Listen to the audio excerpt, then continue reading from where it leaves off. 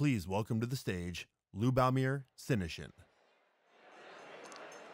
There is a vestibule outside my mother's apartment in Ivano-Frankivsk, Ukraine. A 5x6 metal room that I frequently think about.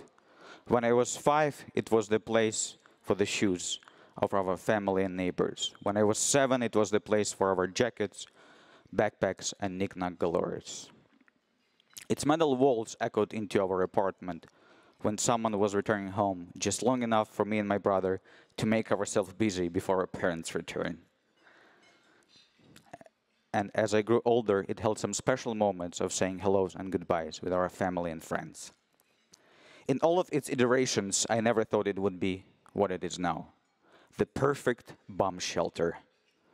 On sleepless nights with constant sounds of sirens, my mother, brother, and their neighbors huddled there for their safety. It has been 7 years since I stepped out of that vestibule and came to America to pursue my dream that began in kindergarten. It was during a nap time, the best time ever for any 5-year-old, and we were to have guests. There were 2 violinists who came and gave a concert at our school, and I was transfixed. At the end of the day, I immediately ran home and said to my mom, "That's it, I will be a violinist, every mother's dream." But my family is of simple means, and my brother and I grew up sleeping on the couch, and for them it was quite challenging to get me violin, but at the age of 6 it was in my hands, and I was overjoyed until I tried to make the first sound. The scratching was so unpleasant, and I thought, what have I done? But my mom was very persistent. She took me to every lesson, wrote my homework, and my family even ate dinner with the rule that I could not sit down until I finished practicing my scales. We worked hard every day, and when the time came for my first recital around 6½, I stood in front of my teacher with tears in my eyes as I looked into the audience, and she asked, "What was wrong?" And through blurry eyes, I said, "That is all people who came to watch me play. It's not enough." And from that point, she knew that the stage was the place for me. And now, many years later, I have been fortunate to play on incredible stages throughout Europe and United States, thanks to my parents. Despite their modest means, they pulled together a $450 trip to a music camp hosted by an American teacher, which I later discovered that he was a professor at Longy School of Music in Cambridge, Massachusetts. After reaching out to him, he encouraged me to apply, which I did. Moving to the United States was not an easy transition. I had to learn a new language. I had to find some place to work legally and not so legally in order to pay for rent and food. But I made incredible friends, and I made the best friend of my life, my wife. The most talented and vulnerable composer and pianist from Maryland. I still remember that day that it was yesterday. It was during the concert.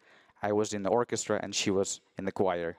As I looked up into the choir, I saw the most beautiful person shining like a sun. Moving forward, and several years passed, my wife and I staying outside our new building that we just have rented in Belmont, Massachusetts, to celebrate a big dream of opening our own music school by measuring a window sign on our door.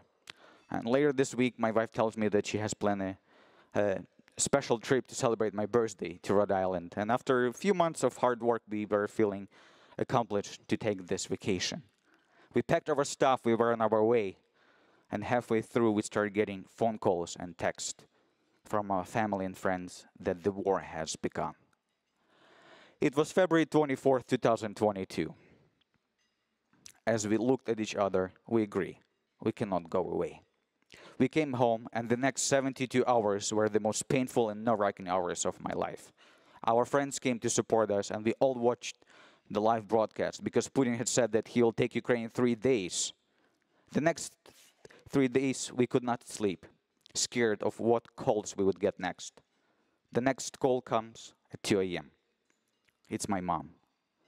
The government recommendation is to go to the basement when siren comes, but she tells me that siren comes 10 times per night. And my family lives in the old Soviet-style apartment building, and they're on the 5th floor without no elevator. And for them, it would take them too long to go to the basement So instead, they decided to run to the vestibule. That same vestibule, now, their safe place. As we all know, Kiev did not fall in 3 days because Ukrainian people are strong, brave, and they're united. And I also wanted to be strong. Thank you.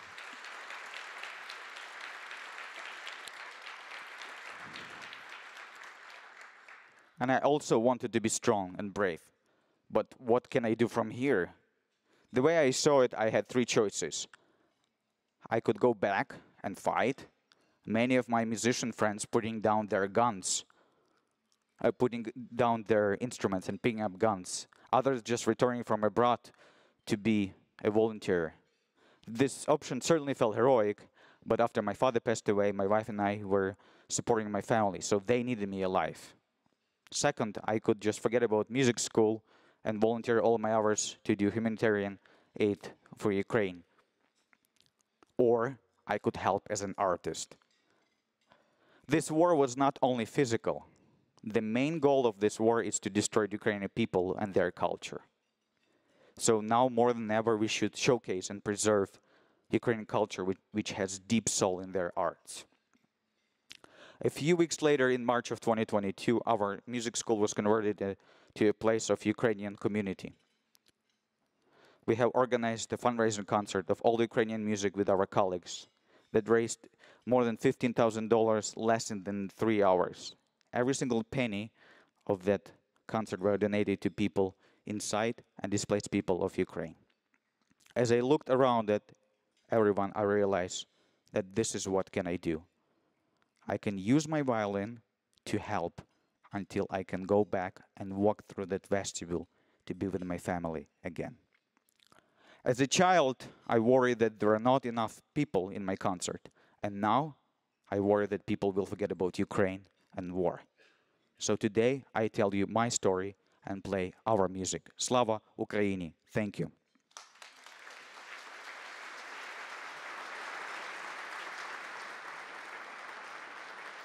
Thank you so much for having me tonight here. It's a true honor to tell you my story. And I would like to play a piece by Ukrainian composer Myroslav Skorik called Melody, and it serves as a spiritual anthem of people of Ukraine. Thank you.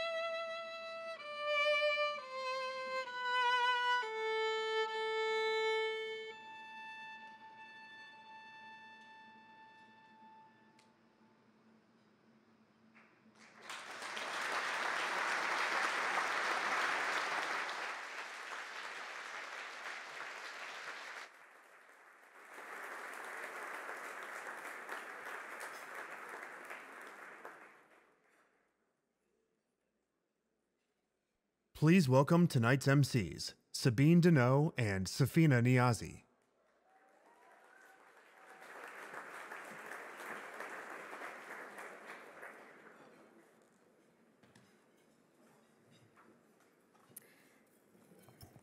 Thank you, Liubomyr. It was a beautiful and moving story. Our heart with the people of Ukraine is there are more than 100 people who are displaced all over the world. Your story is a reminder of the beauty and can come from the terrible tragedy. Good evening and welcome. My name is Safeena Niazi. I am a legal case specialist at IINE. I'm from Afghanistan. I came to the United States in December 2017. I began working with IINE as an interpreter for our Afghan clients, and then eventually began work as in human resources to help and recruit IINE's amazing staff. Now, as a member of the legal team, I am again working with our Afghan clients and try to be able to support them in their efforts build new lives in New England. Welcome to our 41st Golden Dot Award Gala.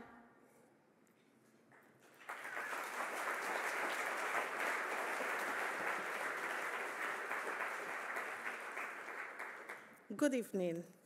My name is Sabyne Denaud, and I work at the International Institute Lowell office as the Senior Program and Contract Manager. Originally from Haiti, I started working at IINE as a case specialist in 2016. In my time, I have helped resettle hundreds of refugees from all over the world. But lately, my work has been focused heavily on helping thousands of people who are coming from my home country to New England. Thank you.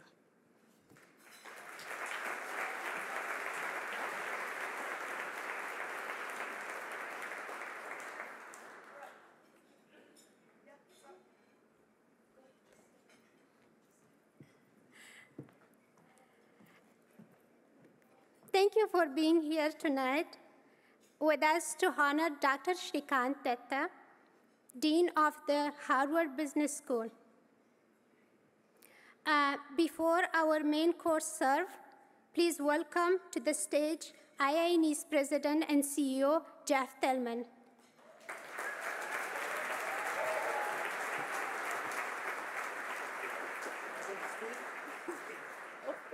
Thanks, guys. Great job. Thank you. These guys are pure gold. Give them a hand.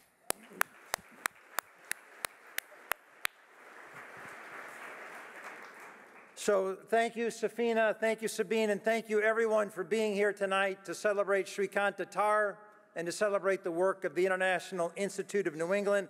A special thank you to Liubomyr Senshyn for that beautiful violin solo tonight. That was just spectacular.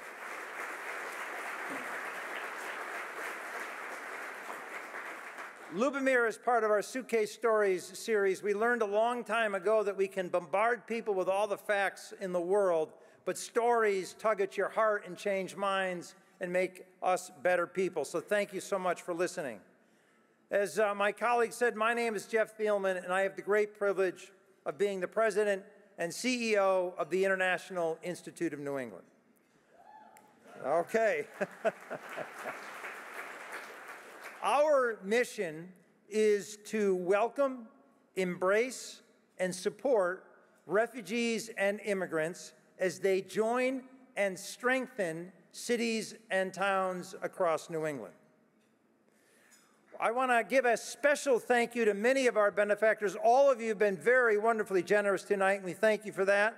A special thank you to Bancel Philanthropies for their transformative gift to IINE for the second year in a row. Thank you. And thank you to Stéphane Bancel for being the chair of this event. He and his staff have been marvelous to work with. So thank you, Stéphane.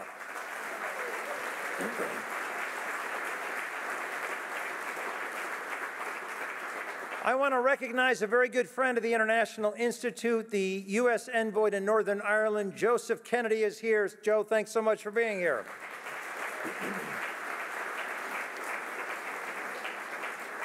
Many thanks to some of our other top sponsors, including Moderna Corporation, Bain Capital, Bristol-Myers Squibb, Lulu Foundation, and Pfizer for your extraordinary support. We thank you so much.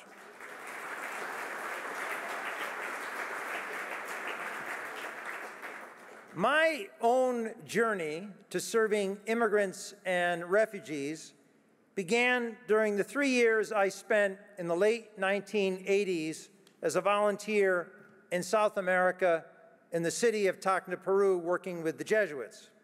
I went there a few months after graduating from college. Peru at that time was torn by civil war and was one of the poorest countries in the hemisphere. I was a teacher and eventually started a social services program for children and families that continues to this day. The people that I worked with in Peru were incredibly resilient, and I am reminded of them every day when I meet the individuals and families we serve at IINE. As I learned from the young people I taught in Peru many years ago, you can't just talk about helping people in great need. You have to do something that makes a difference in people's lives, which is what we do every day at IINE. The International Institute of New England combines many support services, from securing housing, to registering children in school, to teaching English and finding a first job, to providing essential legal services, to help refugees and immigrants as they become part of New England. We serve people who have fled very difficult circumstances, not unlike what I witnessed in South America as a young man. Our clients come to the United States with almost no money, limited connections, and very little understanding of how our country works. But they have a burning desire to be part of America. We hold the Golden Door Award Gala to remind the community of how critical refugees and immigrants are to every aspect of American life. Tonight, we celebrate an immigrant to the United States who is first and foremost a teacher. Everyone we spoke with about Srikant Datar said that he cares deeply about his students while they are in his classroom and long after they leave the halls of Harvard Business School. Just ask Stéphane Bancel, Lisa Skeete Tatum, and many other HBS alumni in the room tonight. We are honoring Srikant because his achievements and his personal story serve as a role model for the people in services at IINE, who, like Srikant, are resilient, innovative, curious, and broad-minded, and who re-energize New England and the entire country every single day. It has been our privilege to get to know Dr. Datar over the past several months. We are touched by his profound intelligence and his humility, and it is wonderful to honor him in front of his family, friends, and colleagues. As our Golden Door honoree, Srikant takes his place among distinguished past honorees, including I.M. Pei, Yo-Yo Ma, former Massachusetts Chief Justice Margaret Marshall, Henry Tamir, former MIT President Raphael Reif, and Dr. Joseph Ayoun, the president of Northeastern. In addition, he takes his place with some honorees who are here tonight, including Desh Deshpande, Nubar Afeyan, Stéphane Bancel, and Reshma Kail-Romani, the CEO and president of Vertex Pharmaceuticals.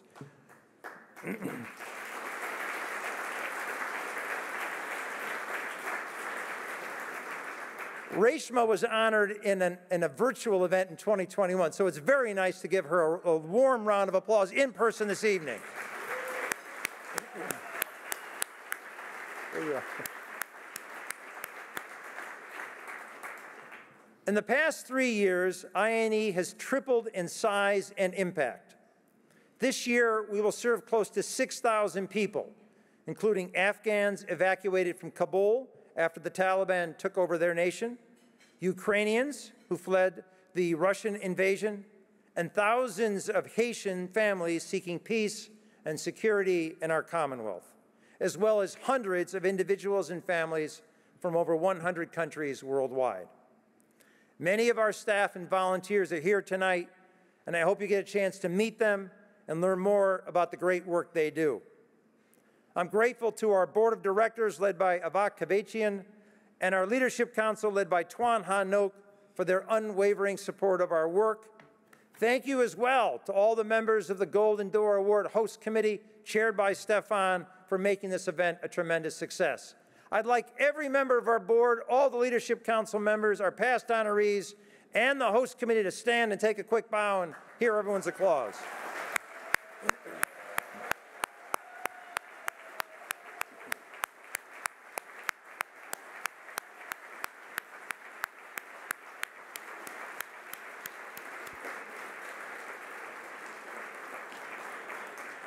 It takes a lot of work and time to put together an event like this, and I want to take a moment to thank the entire advancement team led by Senior Vice President and Chief Advancement Officer Alexandra Weber and her colleagues Leilani Olson and Kelly Fleming. They worked tirelessly on this event for many months, so thanks, guys, for all you did.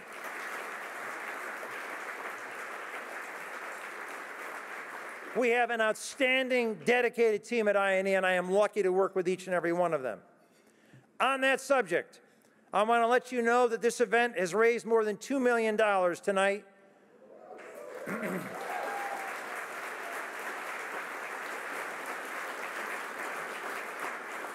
It comes right on time because if you've been reading the news lately, we have been receiving people from Haiti every single day. I think more than 2,300 people from Haiti are now enrolled in services. They start at Boston Medical Center and then kind of wind their way to us, and we're doing the best we can to keep up with demand. If you haven't done so, please consider contributing tonight, and we ask you to keep supporting the International Institute of New England in the months and years ahead so we can keep showing up for those who need us the most. Thank you so much for being part of this evening. Thank you for being part of IINE, and thank you for believing in immigrants and refugees in our great state and our great region. Thank you.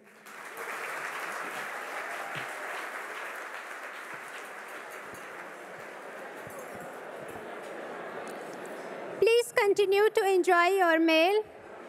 At this time, I would like to invite you to learn more about IINE's work helping refugees and immigrants rebuild their life in our communities.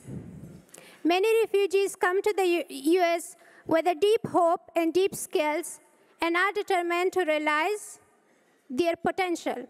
With help, it's possible. Like for Elisabeth Mbembo, Elisabeth is a refugee from Democratic Republic of Congo. She is enrolled in IINE's ESOL classes and is a star pupil. A principal and a teacher in her home country, Elisabeth knows the power of education and it can bring freedom, safety, and self-sufficiency. Join me as we watch a short video sharing her inspirational journey.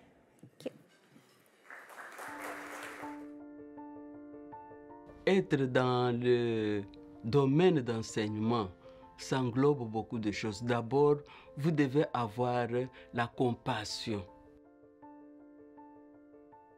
Il y a beaucoup d'enfants qui souffrent, qui n'ont pas de moyens.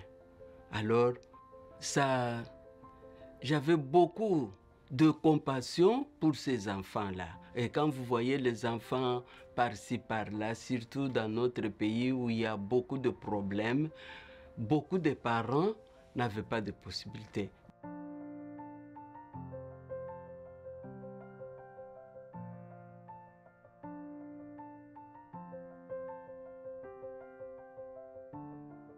Ce n'était pas seulement enseigner, donner la matière, mais on aidait aussi les parents qui n'avaient pas de moyens, surtout les veuves. Les parents venaient avec leurs enfants pour avoir la nourriture. Je n'avais pas l'idée de quitter le Congo, mais Le problème politique qui s'est posé dans le pays a fait que tout soit mis en désordre. Alors j'ai été victime. Moi, je bénis le Seigneur parce que je devrais être tué. Mais le Seigneur avait fait une grâce. Les militaires étaient venus chez moi. Au milieu de la nuit, ils avaient encerclé la parcelle pour me faire du mal.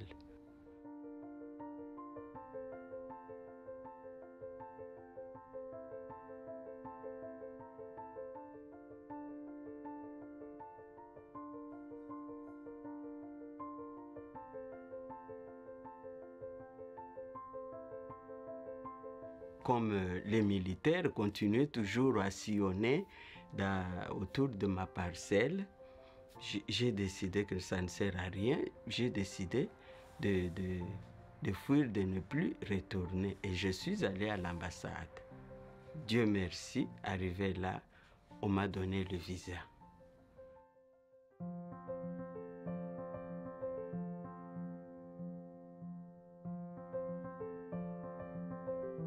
Quand je suis arrivé ici, je suis calme. Ma famille s'occupe de moi. Je vis en paix. Je ne veux maintenant travailler avec les vieillards. En tant que soignante de ma mère, j'ai eu aussi beaucoup d'expérience. Si je ne parlais pas l'anglais, même si je vais travailler avec des vieillards là, comment on va converser? C'est pourquoi le premier objectif était que j'entre à l'école pour apprendre l'anglais. Les professeurs des IINE qui nous enseignent, vraiment, c'est vraiment fantastique. Ils sont très très bien, très gentils. Je me suis épanouie parce que je parle, même si je ne comprends pas très bien, mais j'ai le courage de converser, on me pose une question, je réponds. L'avenir, c'est par rapport à ce que vous faites. Et quand vous faites quelque chose, vous envisagez que prochainement, ça sera bien.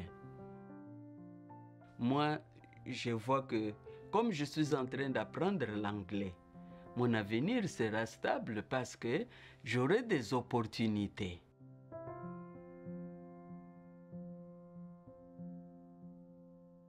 I'm very happy to learn English because I have many opportunities to speak with other persons. I hope have a job, work with the other person.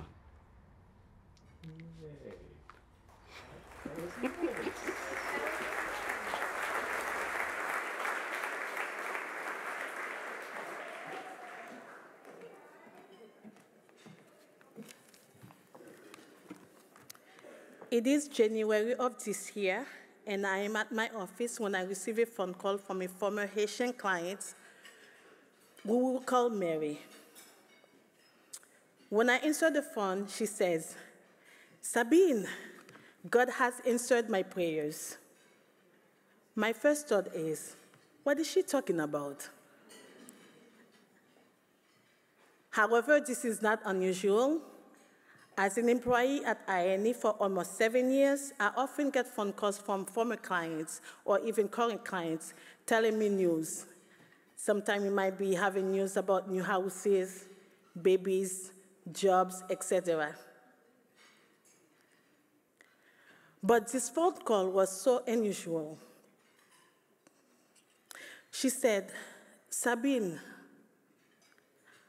my sister just arrived in the United States, and I haven't seen her for over 20 years. I was shocked. I did not even know that Mary has a sister. I remember when I met Mary 2 years ago, she has come to our office to look for services, And she was needed case management. She needed assistance with food, English classes, and more. But she never told me her story because she was too shy and reserved. But on this phone call, she was overjoyed and excited. She said she would like to bring her sister to our office because she wanted her sister to receive the same services that she did when we helped her 2 years ago. I told Mary that I was not in the same position. I had been promoted. But I will refer her to a case worker who can help her and give the sister the same services that she did. She paused and answered me politely, "No. I would like you to help my sister." I was like, oh my God. She said, "I have something very important to tell you." So I was so curious. I was like, okay. So I make an appointment 2 days later at 10 a.m. in our office. On Thursday at 8:30, I show up in the office. I was supposed to see both sisters were already there, and we were not even open until 9. When I enter, they smile and immediately hug me. Even the sister that I haven't met yet. I told them that I will need a few minutes, but I will see them early. When I come to the office again, inside to my office, I reviewed the documentation, and the sister were eligible for our services. Even though she came as a Haitian parolee, she was eligible. I did gather all my documentation to conduct an intake, and I did the intake within 30 minutes.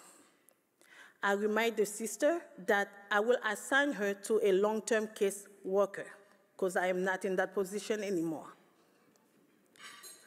While I was trying to gather trying to conclude our intake, she did remind me, "Remember, I have something to tell you?" I was, "Oh yes, tell me." So Mary started to telling me about a story about before she met us.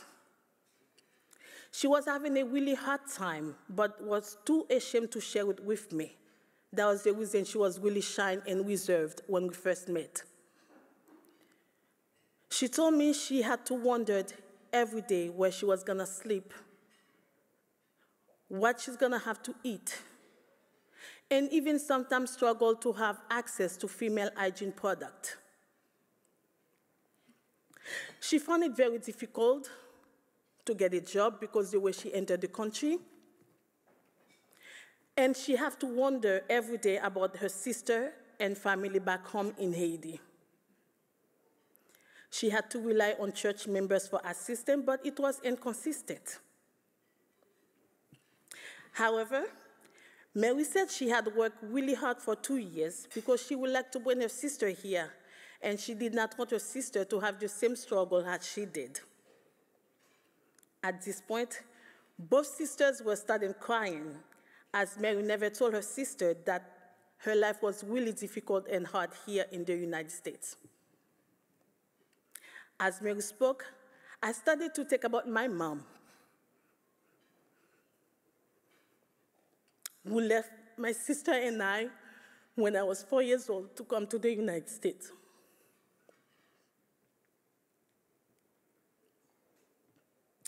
After divorcing my father, she left my sister and I in the care of my godmother, who also happened to be her best friend.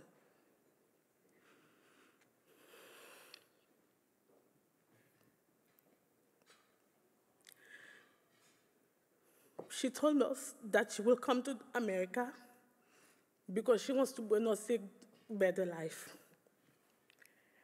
I remember saying to her,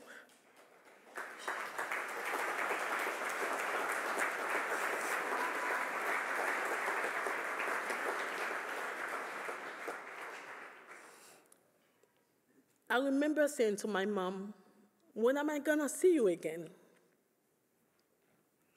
She looked at me and said, "One day." one day we will be together again. Remember, I was only 4 years old. Over the years, we spoke all the time on the phone. We talk about choir, my favorite subject in school, friend, and even how my godmother treated us. And she did a good job. She treated us very well. Especially, she did not have any children, so she took my sister and I as her own kid. And she did not want to burn anyone in her life because she doesn't want us to feel different. But on those phone calls, my mom never told me a struggle either. She never told me how difficult her life was. And I always thought that her life here was very good and easy. But the truth was, she did not want us to worry about her life and how hard life was for her. She just wanted us to be happy. My mom also did not have a place to stay. She would sleep on people's couches. She has to wonder every day what she's gonna eat. She also was unable to work as well because the way she entered the country. Eventually, she was able to adjust her status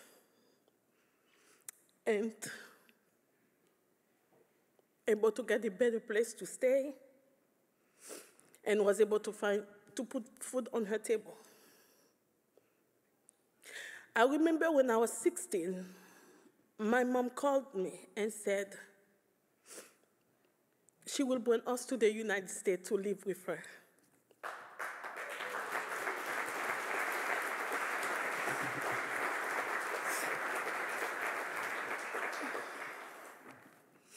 Just like Mary said when she called me. Bibin, that's what she usually called me. God has answered my prayers. I will bring you both to the United States to live with me.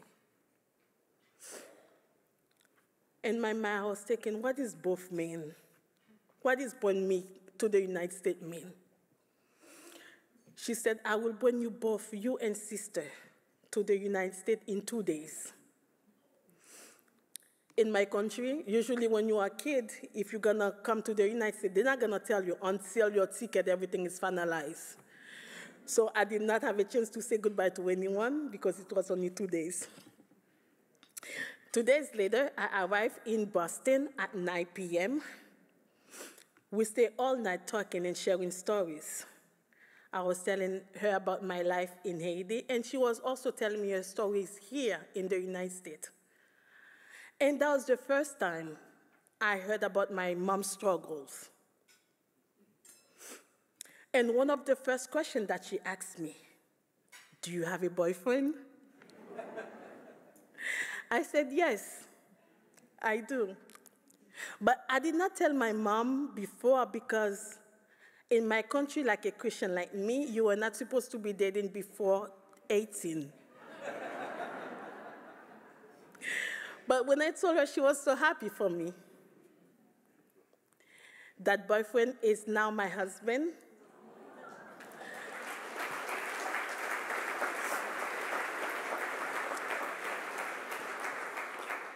We have 2 beautiful children, and my mom also lives with us.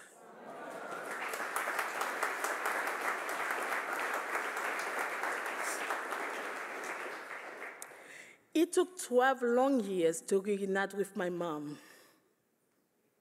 It took her that long because she did not want us to suffer the same way she did. She wanted to save enough money to be able to buy a house, get a car, have a better job, and especially she wanted us to have the life that she always wanted. Back in the office, when Mary finished telling me her story, I was crying along with the 2 sisters because I never knew someone whose story was so close to mine. Today, 5 months later, both sisters are doing wonderful. They live together, and Mary's sister also have a job. I know Mary feels a lot of relief of the stress from their separation. When you work with refugees and immigrants, other people often ask if it's difficult because of the difficult stories we heard from our clients, whether fleeing war or violence, or the fear of finding affordable housing or food. It is true. Our clients have a lot of challenges, and we see them on the hardest days. But we also witness of their resilience and to their incredible stories and joy, like the story of Mary and her mom, and my mom. And this makes the work meaningful to me. I also feel proud to do this job in honor of my mom and the life that she gave me. It is why, on behalf of the entire IINE staff, I am asking for your support. These stories of transformation are possible because of your contribution. Each year, IINE served over 5,000 refugees and immigrants from over 100 countries across our 3 sites, with case management, English classes, employment services, legal assistance, and more. This past year has been particularly memorable for me, as you can imagine. The large increase in the number of Haitian immigrants in our program as conditions become unbearable at home. These individuals and families and all our clients are people like Elisabeth, you just saw in the video, Mary and my mom. People who work really hard to build a new life despite incredible challenges. Today, you can join me in making the journey a little easier with your donation. There are QR codes on each table. Please take a moment and snap a picture and give a meaningful gift that will immediately help a refugee or immigrant rebuild their life here in New England. Thank you for your support tonight. On behalf of the thousands of people IINE served each year, we are grateful. I can truly say that we will not be able to do this job without your donation. Now, I would like to introduce Lisa Skeete Tatum, the founder and CEO of London and a member of the board of the director of Squacker, and the board of Dean Advisor at the Harvard Business School. Lisa is an HB alum and former student of Dr. Srikant Datar. Thank you.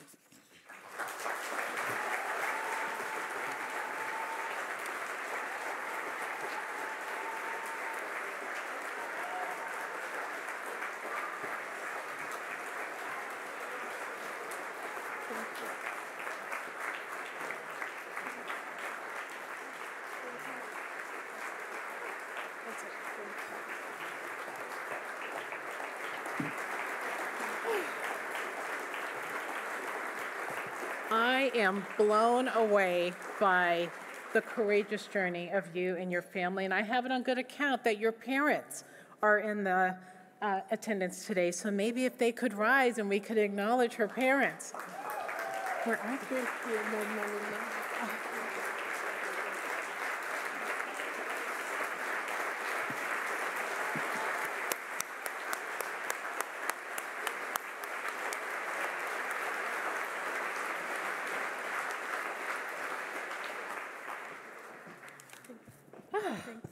That was amazing. Thank you. Thank you so much.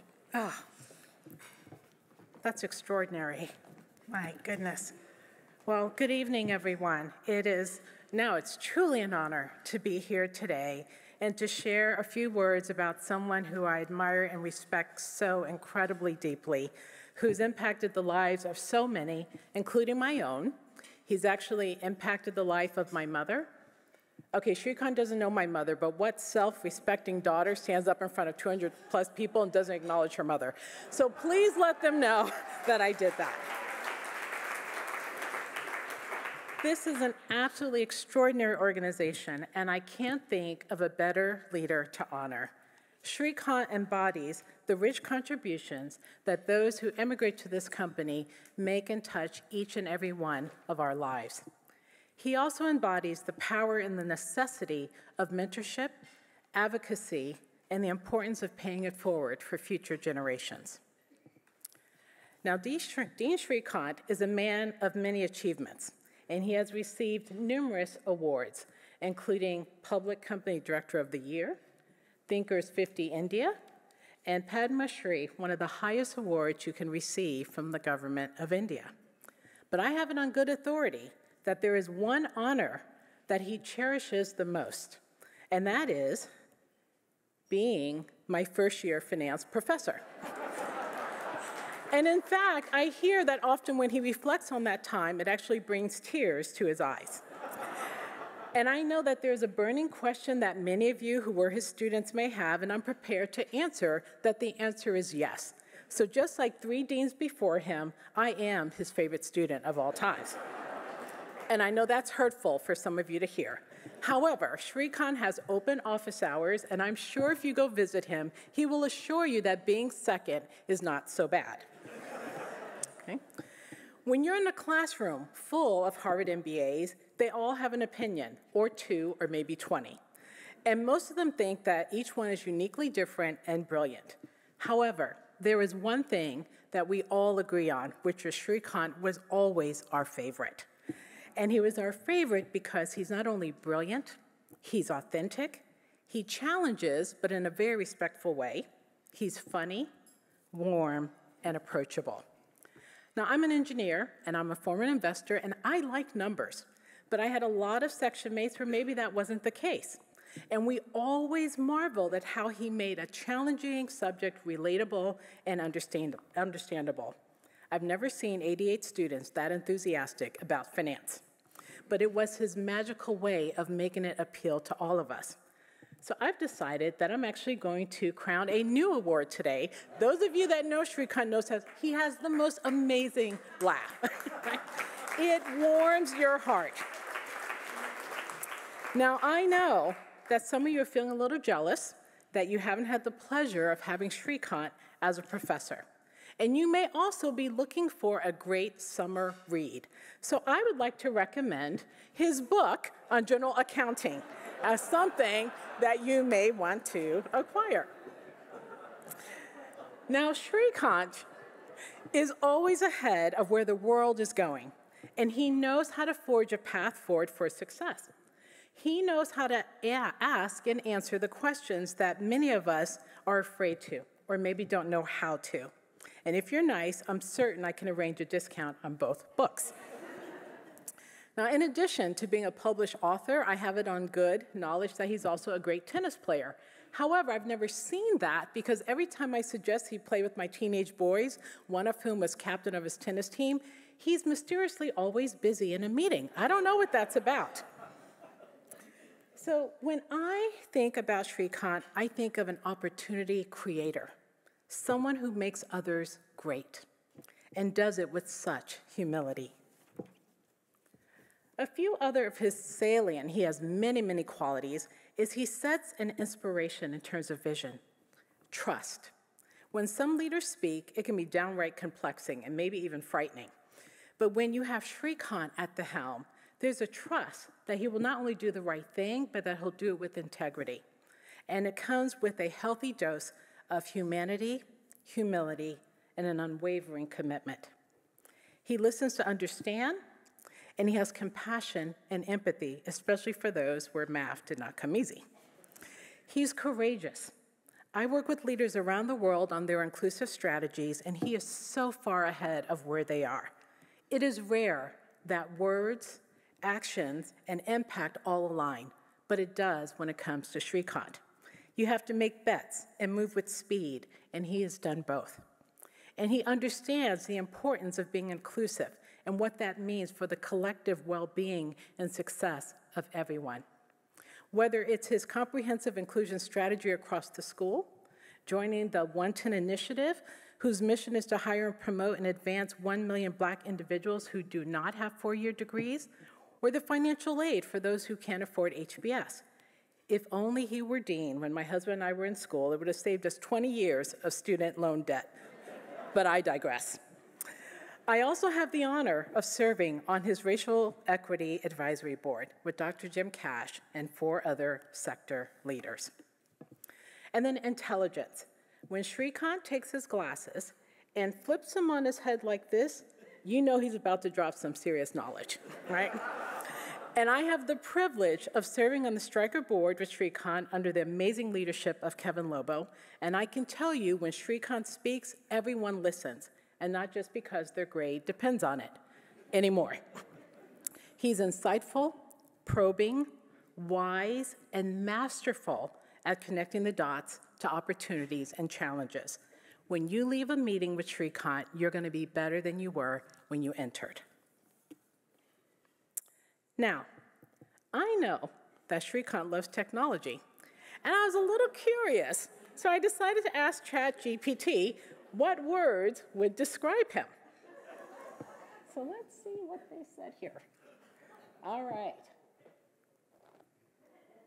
So some of those words were accomplished, visionary, intelligent, respected, adaptable, analytical, leader, diligent, collaborative, and inspirational. Now, ChatGPT always has a disclaimer. These words are based on general observations that may not fully capture his personal attributes and professional accomplishments, but I can assure you that it's all accurate. His impact is immeasurable. So when I think about Srikant, if I were to sum it up, he is a leader and educator of leaders that make a difference in the world, and I am so proud and honored to call you a friend. Thank you.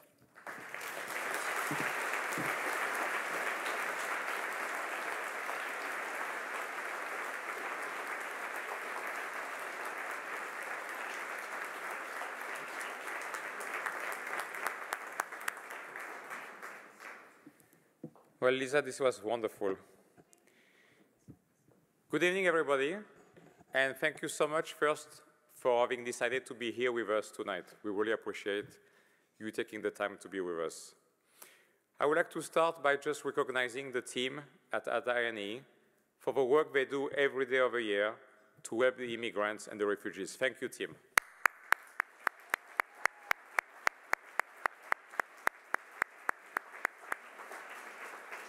I would like to thank the host committee and apologize for all my emails and all my requests. But I'm very pleased that we had a goal of $1.5 million, and as you heard from Jeff, we passed $2 million of raise for the organization. And for this, I'm very grateful for your time and your contribution. Thank you, guys.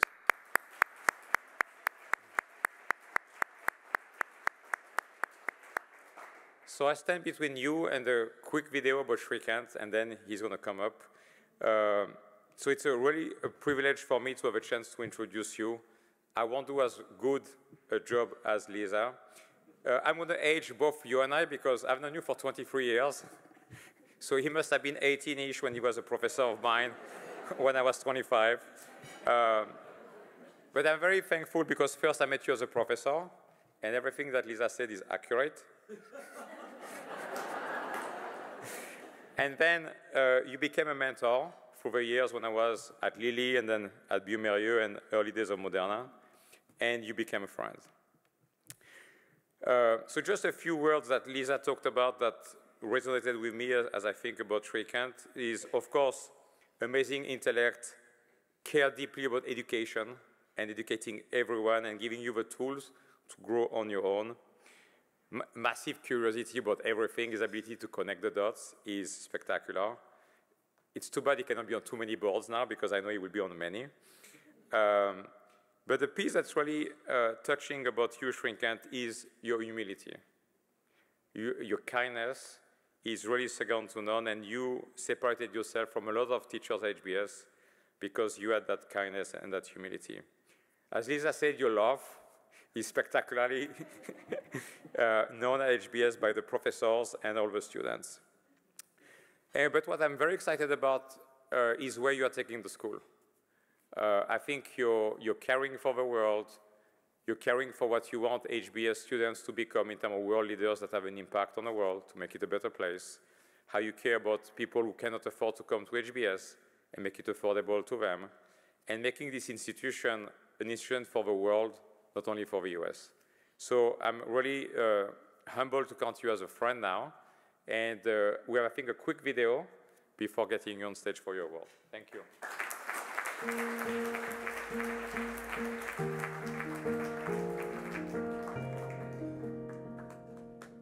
Apart from being Srikant's only and youngest sibling, I am singularly his biggest fan. It is the combination of the head and the heart that makes him what he is. Values such as inclusiveness, empathy, humility, respect for the elderly, a great, great work ethic, integrity, and the list goes on and on. Many of my personal values come from being brought up in a household where there was a great deal of emphasis put on doing the right thing. My father was an ardent follower of Mahatma Gandhi, so I grew up in a Gandhian household. The importance of principles that were unshakable, and seeing my parents live those in ways that often came at cost were things that, we just imbibed so naturally, so deeply, and so effectively that it has always stayed with us throughout our lives. My father was a professor. We valued greatly education at home. So the opportunity to come to the United States to further my education was the reason I came.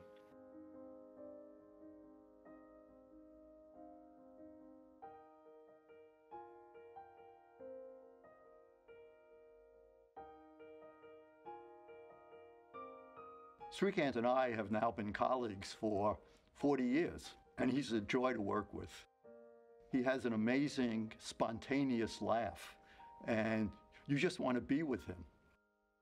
Sometimes I'm in my office and I hear Srikant laughing, and I want to get out of my office and find out, what fun is going on, what new learning has occurred, and become part of that. So I met Srikant more than 20 years ago at Harvard Business School when I was a student and he was a professor. And he, from the beginning, struck me as somebody very clear in his thinking, very kind, always trying to teach, educate, connect the dots. A wonderful man. Spending time with him just made me want to spend more time with him. And so that's why we kept our relationship throughout those years. And of course, we started to spend more time together when I was at Moderna and when he was dean of the school. What I did after I became dean was to actually engage the community in very wide ways. I spoke to every faculty member individually, but to 1,000 faculty, staff, alumni, students. And several themes emerged. The school should invest more in technology. At the same time, there was a lot of questions around what role should business and society play. And those led to these two new institutes that we created, one for digital data and design at Harvard, and the other for Institute for the Study of Business and Global Society. What can we do on climate? What can we do on creating more opportunity? We have tried to broaden the reach of our materials and educational content that we produce here so that people who never step on this campus have access to it, while also allowing lots of people who don't have the means to come to campus by creating fellowships so that the lowest 10% socioeconomically will go tuition-free at Harvard. He often tells how he was mentored as a young scholar and how much it meant to him and he definitely wants to pay it forward. So even though he interacts with his board work with some of the top senior executives in the world, Srikant also wants to work with 25-year-old new PhDs and make sure they have the same opportunity that he had. I think one of the amazing things having a dean of a school that is an immigrant is the ability of somebody who think by default about the world. It's a global view on every topic. So, okay, how do we help entrepreneurs around the world? I think the school has a lot to offer to make the world a better place, and that is exactly where Srikant wants to take it.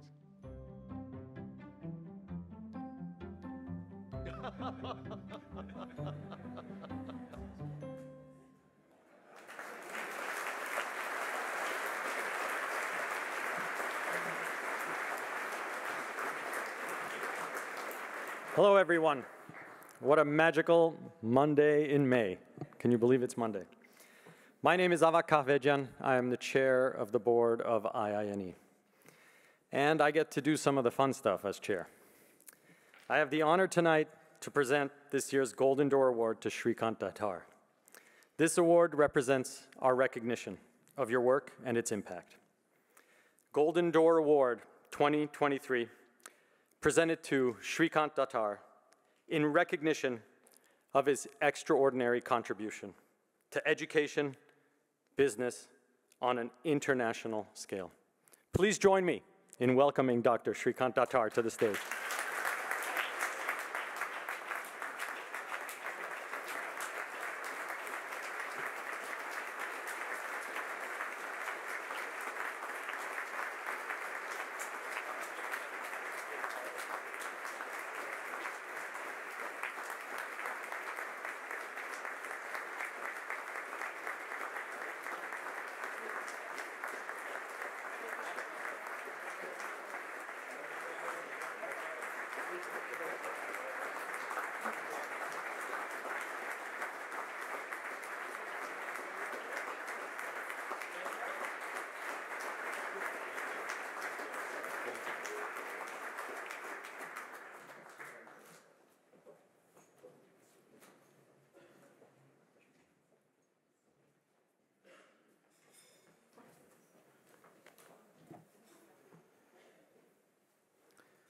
Wow, that was pretty amazing. I don't know if many of you know that I was seeing that video for the first time myself. So, Jeff, next time I better see it before all I have to speak, because it's overwhelming, of course, when you see all the people who made such a big impact in your life in that video. But thank you. What a beautiful, beautiful video.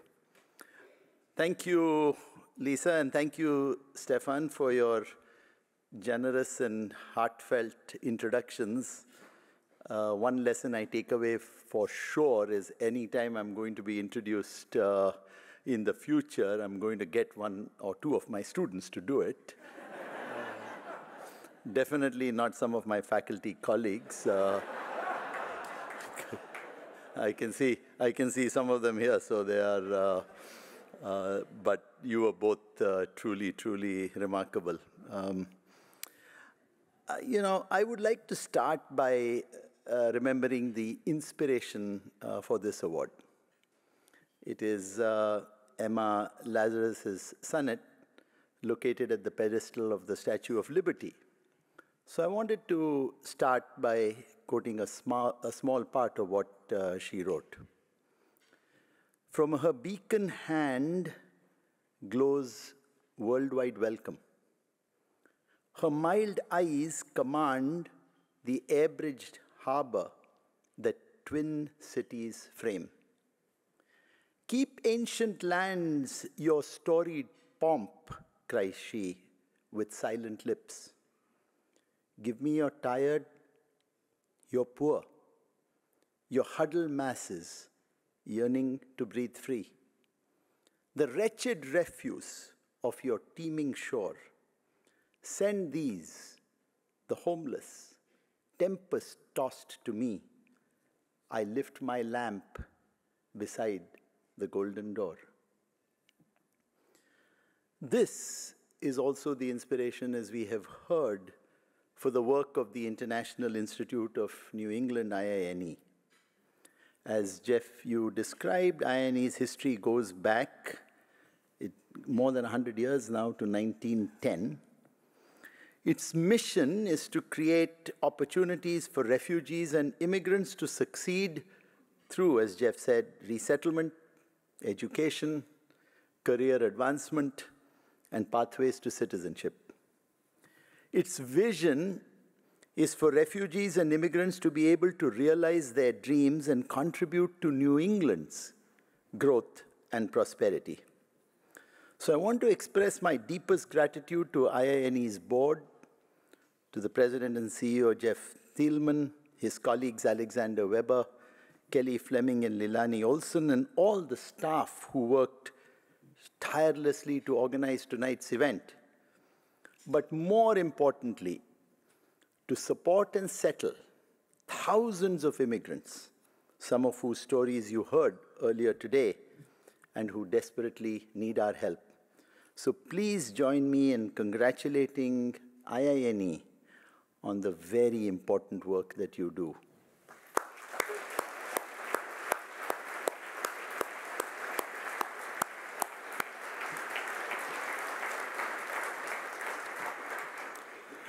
I also want to thank all the members of the host committee for their untiring work, and especially my dear friend Stéphane Bancel for his incredible leadership of the committee. I am, of course, very grateful for all the wonderful comments made in the video. And so there's another lesson I'll take away, Jeff. I don't know how you do it, but I'm glad you were able to make them say such nice things about me. So I'll take that as something else that I should learn from this evening. Honestly, I think they were just being much too kind and much too loving. Finally, my deepest thanks to all of you for coming tonight. I had not expected such a big event. I am particularly grateful because I know some of you traveled a great distance to be here. Your presence makes this evening very special, and your support means a great deal to many, many families. I'm deeply honored and humbled to receive the Golden Door Award. When I look at the list of prior recipients, it's an impressive, and I might even say a daunting list across many fields. So as I look at that, I'm sure there are others who are more deserving. I'm also certain that I would not be receiving this award were it not for the support of countless individuals. So what I want you to remember most of all, that in honoring me today, you in fact honor them. My story is not unlike other stories in the room tonight. Yet I know that I was most of all lucky. It's why I think of the work of the International Institute of New England as so noble and magnificent, giving a helping hand to those also entering through the Golden Door, but who are much, much less fortunate than me. In fact, their stories are much more difficult, much more challenging, and much more inspiring than mine, and you certainly heard a beautiful one earlier tonight. This is why my colleagues and I at Harvard Business School, our faculty, staff, students, and alumni, several of whom are here, are deeply committed to educating and developing leaders who will make a difference in the world. It is why the MBA program is focused on developing leaders with humility for humanity. It is why we offer tuition waivers to individuals who have the talent but not the means to attend the school. It is why we have launched the Digital Design and Data Institute and online learning platforms so we can share our knowledge with entrepreneurs, managers, and executives who may never set foot on our campus. And it is why our new Institute for the Study of Business in Global Society, as Lisa described, is working on research to help companies recruit and develop talented individuals who never had the opportunity to go to college. There are many events in our lives that define us. I grew up in Mumbai, India, and come, as you saw in the video, from a very close-knit family. I did not choose my ancestors or my parents. I was just lucky to be born into my family. So I want to start by sharing who they are and what I learned from them. Both my grandfathers were doctors. My paternal grandfather was a well-known doctor in my hometown of Miraz in southern Maharashtra and an entrepreneur. My maternal grandfather, Dr. C.G. Pandit, was a medical scientist and virologist and the founding director of the Indian Council of Medical Research. I even shudder to think, Stéphane, what he would have thought as he had seen what happened with the coronavirus in 2019. He had told me long ago that I was lucky that all those bad viruses had come and gone and that we had vaccines against them. So I was remembering him a lot during the pandemic. He received the Padma Bhushan, a very prestigious award bestowed by the Indian government on only 15 individuals each year for his contributions to medical science. From him, I learned to think creatively and independently. He was brilliant, but he also understood the Gandhian principle of combining science with humanity. That while great science will be admired by many, it is the human impact of that science that we must never forget. I note that this thinking inspires and drives many in this room. My father was a freedom fighter in the Indian independence movement and founded what is now the Lal Bahadur Shastri Nautical and Engineering College, an institution that prepares students to join the Indian Merchant Navy. He taught my brother Gautam, whom you saw in the video, who I'm extremely close to, so you ought to discount a lot of what he said, and me to be disciplined and to always act honorably with courage and integrity. So Lisa, if you want to know where that comes from, it's from my dad. I thought I'll just share a couple of stories because they're more, I think, more memorable. And so I still reflect on this story to this day. I must have been about 12 or 13 years old and was invited by a friend to a birthday party at the racecourse. And my friend said, look, if you want to have a little fun betting, it's fine. Just bring your own money. So I asked my father if he would give me 5 rupees, not a large amount perhaps, but still a lot in those days. We came from a middle-class family, and I just said to him, my friends are bringing money, and I just want to join in the fun. It didn't take him long, maybe 10 seconds, to quickly and firmly say no. I told him that I would then be too embarrassed to go to the party because all my friends were going to get some money and I would be the only one without any money. He said he wanted to tell me why he was saying no. He explained that it was not because he worried that I would lose the money. In fact, if he was sure I would lose, he would give me that much money and more in a heartbeat. His worry was that I would win and learn from it an unfortunate lesson. As for not going, he said, think about why I am saying no. And if you understand my reasons, go enjoy the party. There will be many times in your life when you might be the only one who takes a particular stand. Think about what is right. Don't just follow what others are doing.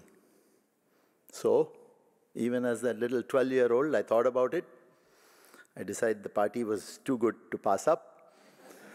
So I went, and in the course of going, learned another important lesson. Because you see, my friend won a lot of money that day. And as excited kids, we were running around with, I think, rupees flowing out of our pockets. Went to get ice cream and found we had no money because my friend's pocket had been picked.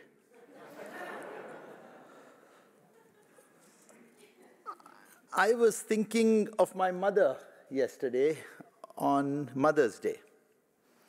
She was the editor of a magazine, a social worker, and an elected member of the Pune Municipal Corporation. From her, I learned what it was about poverty. There were many poorer households in her constituency, and they had to walk to a common area to get water. Dissatisfied by this situation, she worked hard to obtain water connections to every home. When she passed away in 2005, thousands came to pay their last respects, and among them were many children, unaccompanied by their parents. As you might imagine, it's very uncommon for children to be at a funeral. Surprised, I asked them why they had come. I was even more surprised when they told me that they had been sent by their mothers.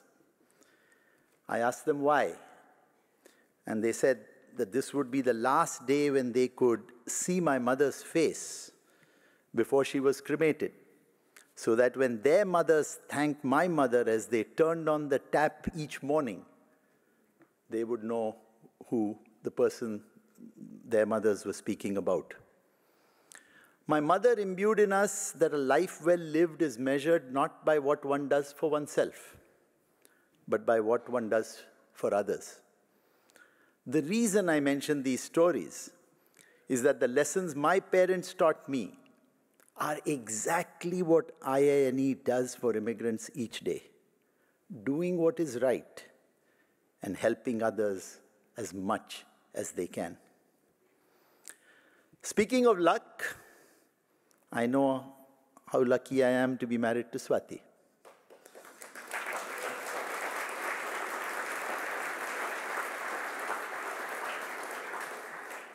Were it not for her, I would not be standing on this stage receiving this award.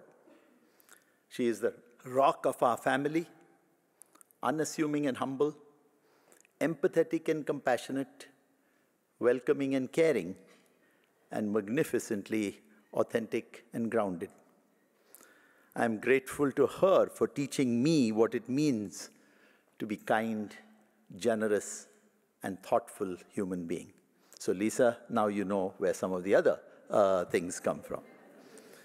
Our children, Radhika, Gayatri, and Siddharth, have brought us much joy. I am very proud of them for who they are and what they do. So in everything I do and how I conduct myself, I am deeply, deeply grateful to my family. I am very aware that my name card also carries the names and values of my parents, grandparents, and family. My mentor and former dean of Harvard Business School, Kim Clark, would always remind us, remember who you are and where you come from. It is something I never forget. I was educated at the Cathedral and John Connon High School in Mumbai, a fantastic school. Again, lucky to have studied there. I then studied mathematics at St. Xavier's College and did my chartered accountancy before being accepted into the Indian School of Management at Ahmedabad, a school that was founded with the help of and patterned after Harvard Business School. It was cut and paste. If you have 9 boards at Harvard Business School, there were 9 boards at IIMA. If there were 2 aisles at Harvard Business School, there are 2 aisles at IIMA. It was a complete copy of Harvard Business School, very much by design. And of course, you will not be surprised that the dean of the business school is saying this, but it was, because of the pedagogy that was used there, a transformational experience. It was a very different style of learning from anything I was accustomed to, because we were using the case method to teach management skills with the participants at the center of the learning process. I had to do things I had never done before. For example, I had to read and prepare a case. I thought one went to class to learn from the professor, not to offer my opinion. I had to be ready to open the discussion when called upon. Not because I had put up my hand and wanted to speak, but because the instructor thought it was appropriate to ask me to make a comment and open the discussion. So something that we call the cold call. And then I had to have a point of view. I had to take and defend a stand. I had to listen and absorb alternative arguments and learn to make judgments. It was unfamiliar and tough. Those of you familiar with the Indian education system would appreciate why this was even more difficult. But we hung in there and really learned how to learn. That training has been invaluable to me in my career, and it is particularly valuable in the divided world in which we live. It has taught me to listen generously to views I might disagree with, to be flexible and comfortable with changing my mind, and for sure, listening to views different from my own has helped me deepen my understanding of issues and make better quality decisions. After working for the Tata Administrative Service for 2 years, I came to Stanford University in 1980 to do my PhD in business. And for the first time, I was an immigrant. Universities, of course, have a lot of individuals, professors and students who come to the United States from other countries. They are magnets for talent from all over the world. So I was an immigrant among a sea of immigrants. I loved listening to different accents, tasting different cuisines, and hearing different stories. But what I remember most is the incredible quality of the students who enrolled in the doctoral program from different parts of the world. I also saw how hardworking and conscientious everyone was, and how entrepreneurial and resilient immigrants can be. Again, themes that we heard earlier today. Many immigrants went on to do path-breaking research and contributed to keeping American universities at the forefront. Some won Nobel Prizes. My HBS colleagues Bill Kerr and Marco Tabellini shared with me academic work that supports my experiences. Relative to their share of the workforce, immigrants hold more patents and are a larger share of entrepreneurs. I know there are several in the room who are amazing innovators and entrepreneurs. But they not only contribute to innovation and economic development of the country, but also to the welfare of all citizens. The research goes on to show that this happens because of the increased interactions between people who have different skills and who therefore complement one another. They're also more mobile, more willing to move to areas where they are needed. In his article in The Atlantic on what immigrants know about happiness, my colleague Arthur Brooks writes that entrepreneurs tend to be happier than non-entrepreneurs, and that the act of immigration is inherently enterprising, involving risk, faith in the future, and an anticipated reward. Several factors contributed to a happy academic environment as a student. One was the easy, informal, and close relationship among faculty and doctoral students. I remember being struck at my first meeting with Professor Charles Holmgren, whose book Lisa showed earlier today, when I was studying at the Indian Institute of Management. I had read Professor Holmgren's book, and now I had the opportunity to meet him at Stanford. He puts out his hand and introduces himself to me as Chuck. As an immigrant used to hierarchy, it took me a long time to call him by that name. I always referred to him as Professor Holmgren. I now know how unbelievably valuable it is when we can be much more informal in our relationships. Why? Because the focus in the doctoral program was on ideas, a willingness to take risks and work on important problems, within a culture of encouragement and support. As a doctoral student, I, of course, focused much more on the risk part and less on the support part. I did not know if my thesis would be any good, but I also knew I had to continue to work hard because failing was not an option. Fortunately, I had fantastic academic advisors and mentors. Joel Dembski, Bob Wilson, Mark Wilson, and Bob Kaplan, who you saw in the video earlier, all of whom gave me incredible support. They also taught me how new ideas are born out of criticisms of older ones, and how I should then take criticisms of my paper constructively and not personally. At the time, I remember thinking to myself, that is all fine and good, but I still need a job. And at the end of the day, they are hiring me and not my paper. As I reflect on it now, however, it is one of the most important pieces of advice I have ever received.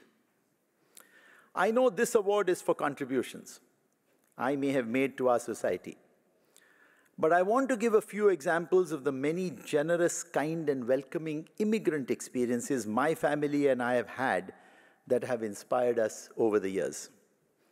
I believe it is this welcoming mindset that has contributed to the benefits from immigration that I described earlier. When we moved from Stanford in the mid-1980s, we shipped our car to Pittsburgh. I had to take delivery of the car in a particular location and drive it home. Having just arrived in Pittsburgh, I quickly lost my way. It was the middle of winter, so I got out my street map and was peering at it in failing light. I know what you're thinking, but no, there were no GPS or cell phones those days.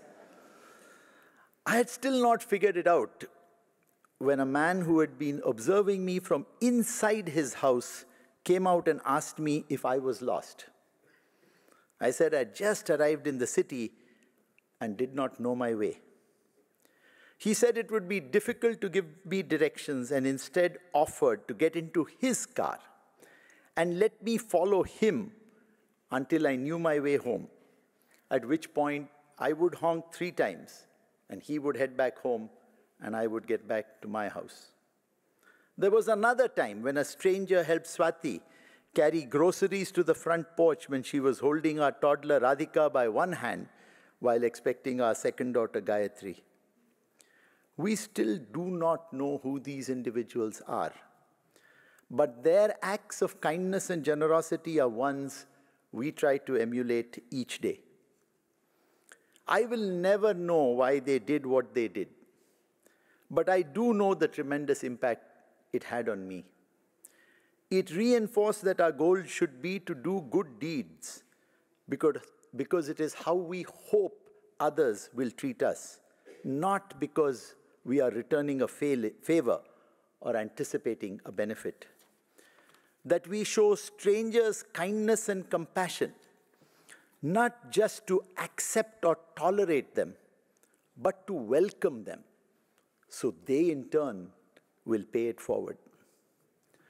I am certain that each of us has within us this streak of generosity. It is part of who we are and what makes us human. The great tennis player and humanist Arthur Ashe put it very simply when he said, "From what we get, we can make a living. What we give, however, makes a life." In the busy lives we lead, it is easy to forget these essential truths. And so if we embrace generosity at every chance we get, and I'm not talking just about generosity of money, but generosity of feelings and generosity of spirit, it is certain to make us happy and grateful for what we have. I want to thank my faculty colleagues and my students for all you have taught me to make me a better scholar, teacher, mentor, and person. I'm grateful to my board colleagues from Novartis, ICF International, Stryker, T-Mobile US, and HCL Technologies for helping me learn how to enable our companies to live our values and create a better world. I am deeply thankful to the many alumni and staff of Harvard Business School for all you do to support me. I know several of you are here in the room, some having traveled from outside Boston to be here on this special occasion. Thank you for being here and for your friendship and partnership. It means the world to me. So I leave you with some of the lessons that I have learned along the way. Think creatively and independently. Take risks, but stay optimistic with a can-do attitude. Be resilient and persistent. Act honorably with courage and integrity. Be generous and kind by welcoming others and paying it forward. And continue to lead a life of service. I will close with the famous words of Rabindranath Tagore. I slept and dreamt that life was joy. I woke up and saw that life was service. I acted and behold, service was joy. Thank you, IINE, for this tremendous honor, and thank you all very, very much for being with us today, this evening. Thank you very much.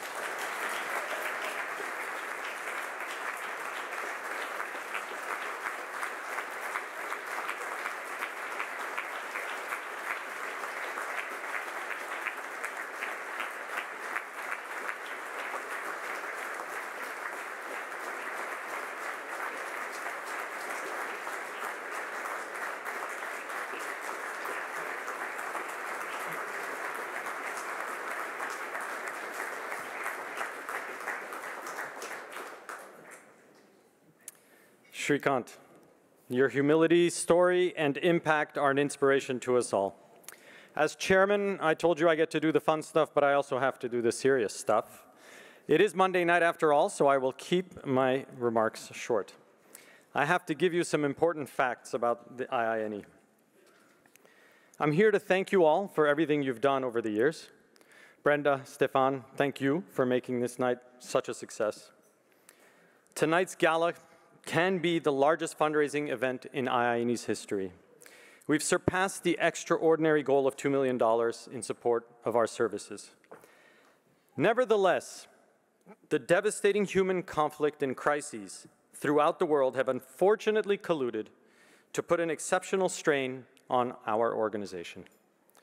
Just 3 years ago, we were an organization with 60 to 70 employees and around 2,500 refugees and immigrants in service. Our budget was about $7 million.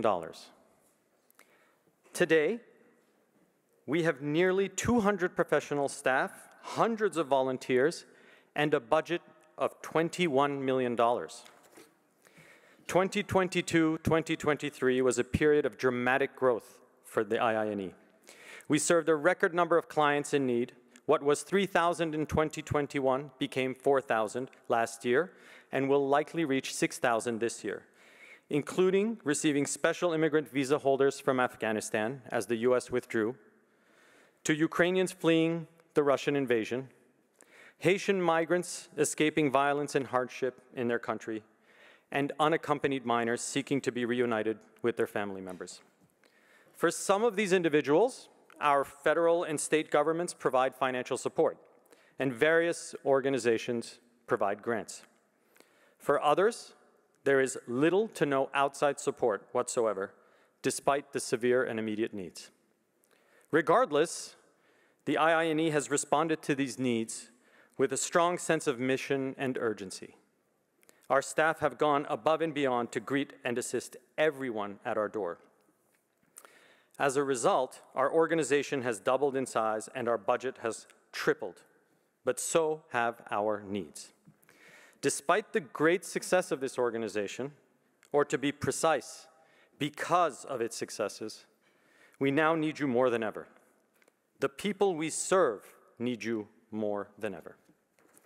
So please take a picture of the QR code cards posted on your table or up on the screen to link you to a donation page. We are so grateful for your contributions. Thank you, everyone, for being with us tonight. Thank you.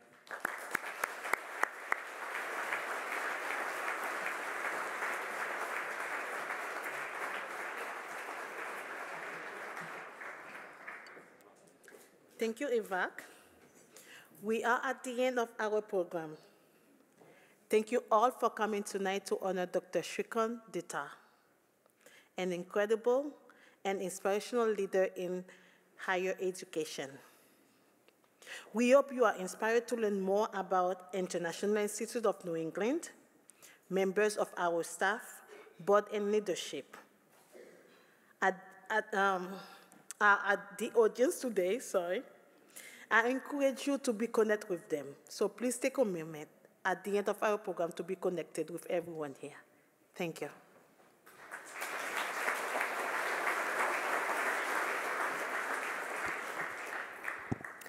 We would like to thank each of you for attending tonight and your generous donation to IINE. We would also like to again send a special thank you to Bancel, philanthropist, for their transformative gift a second year in a row, and to the Moderna Corporation, Pfizer, Bain Capital, Bristol Myers Squibb, and the Lolo Foundation of their extraordinary support of the International Institute of New England. Please join us in the back of the ballroom to enjoy dessert and coffee and stay to socialize and connect. Have a wonderful night.